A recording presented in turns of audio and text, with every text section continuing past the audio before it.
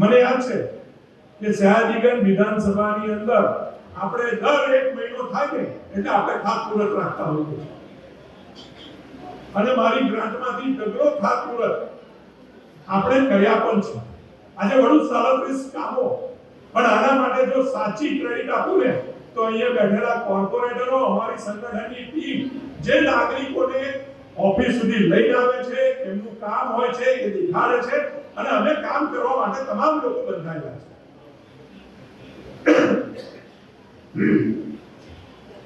આખા વર્ષની વાત કરીએ તો એવરેજ દર અઠવાડિયે 8 થી 10 સોસાયટીની અંદર સયાજીગંજ વિધાનસભામાં ખાતમુહૂર્ત થઈ ગયા છે. કેટલાક લોકો એવું કહે કે અહીંયા કામ નથી થતું. હમણાં 2 દિવસ પહેલા હું કોઈ મીડિયાની અંદર જોતો હતો કે ભાઈ કરોડિયાની અંદર એકાદ એવો વ્યક્તિ પહોંચી ગયો પોતાની ટીમ લઈને અને પ્રમુખ સાહેબ એવું કીધું કે ભાઈ કેવુરભાઈ અહીંયા કોઈ કામ કર્યા નથી, પરંતુ એ જો જોતો હોય ને તો જે જગ્યા પર ઊભા રહીને એને આ શબ્દ મીડિયામાં આપ્યા ને એ નીચેના પેવર બ્લોક પર મારી ગ્રાન્ટના લાગ્યા. ખાલી નીચે જોવાનું ભૂલી ગયો ભાઈ, નીચે જોવાનું ભૂલી ગયો.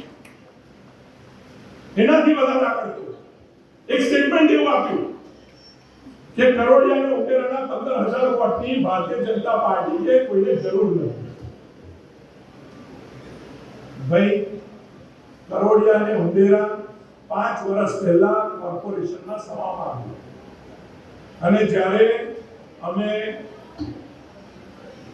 આ જગ્યા પર કોર્પોરેટર રૂપે ચૂંટાઈને આવ્યા તો સૌથી પહેલી જો પ્રાથમિકતા આપી હોય ને તો કરોડિયા અને ઉંડેરા વિસ્તારને આપી.